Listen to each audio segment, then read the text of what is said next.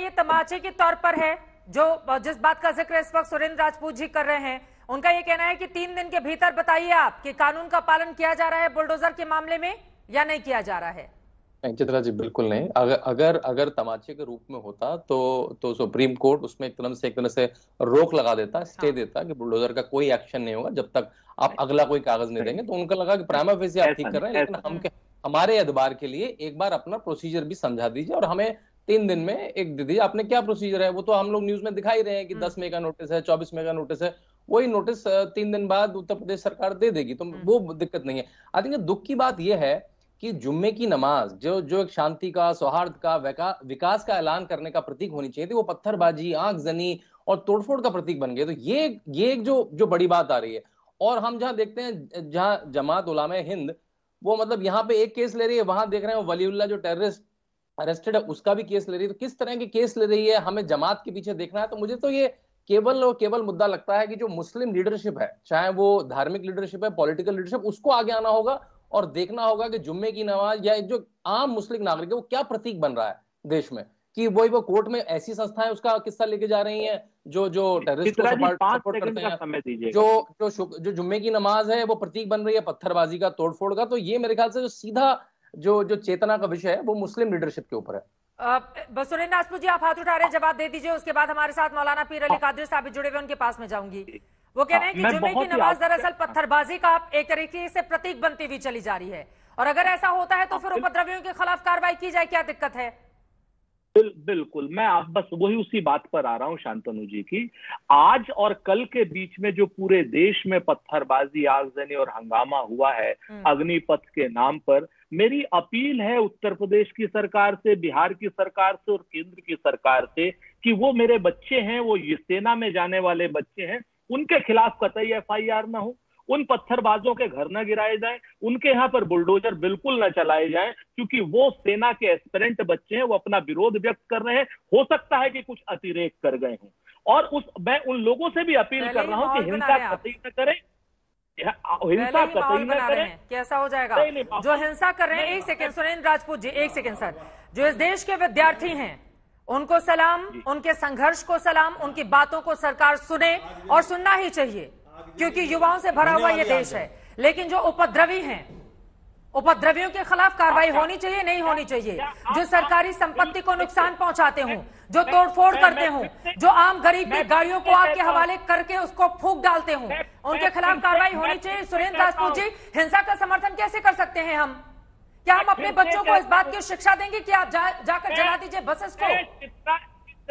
उनके खिलाफ कार्रवाई न हो, और उनके खिलाफ कार्रवाई नहीं की जाए, बढ़ावा नहीं मिलेगा। कांग्रेस, धन्य है कांग्रेस और उसके प्रवक्ता। मैं आपसे फिर से कहता हूं कि वो मेरे आपके बच्चे सर, ये जो पत्थरबाजी करने वाले लोग हैं ये थोड़े ना विदेश से आए हुए हैं हिंदुस्तान में। एक सेकेंड सर, ये जो पत्थरबाज है क्या ये कहीं और किसी और मुल्क से आए हुए हैं? ये जो पत्थरबाज हैं, जो पुलिस वालों पर पत्थर चलाते हैं, 14 साल के 16 साल के बच्चे, क्या ये विदेश से आए हुए हैं हिंदुस्तान में? क्या इनके खिलाफ कार्रवाई नहीं होनी चाहिए? क्या इनको नहीं समझाना चाहिए कि तुम्हारे हाथ में पत्थर नहीं बल्कि किताब होना चाहिए?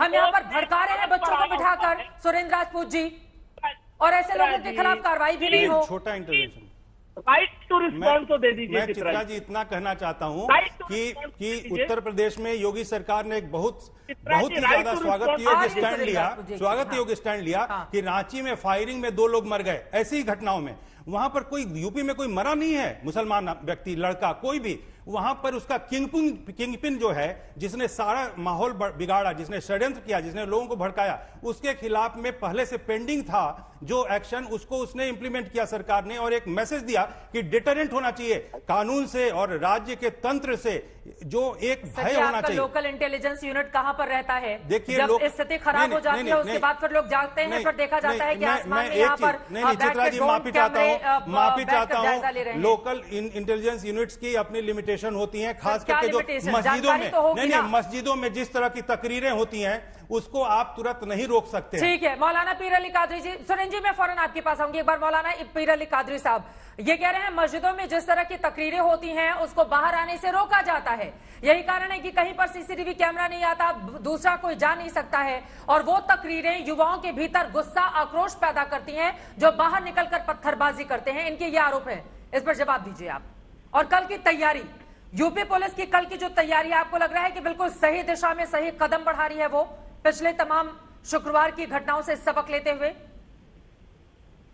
देखिए चित्रा जी, सबसे पहले तो जो है आपके चैनल के माध्यम से मैं सारे हिंदुस्तानियों से, ना केवल मुसलमान से नहीं बल्कि सारे हिंदुस्तानियों से इस बात की अपील करूंगा कि हम अमन और शांति को बरकरार रखें और अपनी भाईचारगी को बरकरार रखें।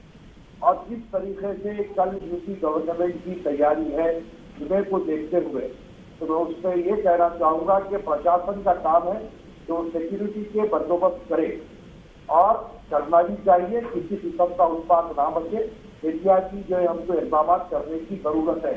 और अभी एक साहब ने कहा कि मस्जिद में भड़काऊ भाषण होता है, तो मैं उनसे साफ तौर पर यह बात कहना चाहता हूँ कि जुमे के दिन कुरान सुनाई जाती है, हदीस सुनाई जाती है और इस्लाम का जो लिटरेचर है कहीं पर भी किसी फिर नमाज अदा करने के बाद बाहर आकर अचानक से पत्थरबाजी कहाँ से शुरू हो जाती है? मौलाना साहब, जिहाद क्या है? ये कहाँ से आता है? कौन लोग भड़काते हैं ऐसे लोगों को? और आप लोग फिर मस्जिदों के भीतर जब तकरीर होती है तो क्यों नहीं उस समय बताते हैं कि बाहर निकलकर पत्थरबाजी नहीं करना है, शांतिपूर्वक रहिए और अपने अपने घरों में जाइए? आप जैसे लोग क्यों नहीं बताते हैं इस बात को? कई बार ऐसा हुआ है कि मस्जिदों में नमाज खत्म हुई, बाहर निकले और उसके बाद अचानक से पत्थरबाजी शुरू हो जाती है। यह हर जगह का हाल नहीं है, लेकिन ज्यादातर जगहों पर इस तरह की स्थिति पैदा हो जा रही है, खासतौर से जो नुपुर शर्मा वाला मामला है उसके बाद। सुनिए चित्रा जी, आप कल काम कीजिए कि सईद अंसारी साहब को डिस्ट्यूट कीजिए और भी कोई लोग हैं तो उनको डिस्ट्यूट कीजिए। मस्जिद के अंदर क्या तकरीरें होती है आपके अपने पीर के लोगों को दिखाकर दिखा दीजिए। वहां पर मस्जिद में कोई भी जो है हंगामा करने की बात कतई तौर पर नहीं होती, बल्कि ये कहा जाता है कि आप अमन और शांति से अपने घर को चले जाए। तो यही तरफ आप लोगों की तवज्जो दिलाना चाह रहा हूँ कि मस्जिद के बाहर अगर कुछ माहौल खराब करने वाले लोग रहते हैं और माहौल खराब होता है, इसमें कोई दो राय नहीं है, लेकिन मस्जिद पर इस बात का ठीकरा फोड़ना कतई तौर पे गलत है। और मैं आपसे फिर एक बार कह रहा हूँ कि जितना भी उत्पाद पिछले जुमे को बचा उसकी सही माना में तहकीकात होना चाहिए। उस ग्रुप में और कौन कौन लोग दाखिल हुए, किसने ये काम किया, सारे मामले की हकीकी माना में जांच होना चाहिए। तो लिस्ट तैयार करके तो रखी हुई है पुलिस ने, 37 आरोपियों की भी लिस्ट तैयार की हुई है जिनके घर बुलडोजर चलाए जाने हैं, उनको भी बकायदा नोटिस दिया गया है। तो उसको लेकर इतना बवाल पहले ही क्यों मचता है?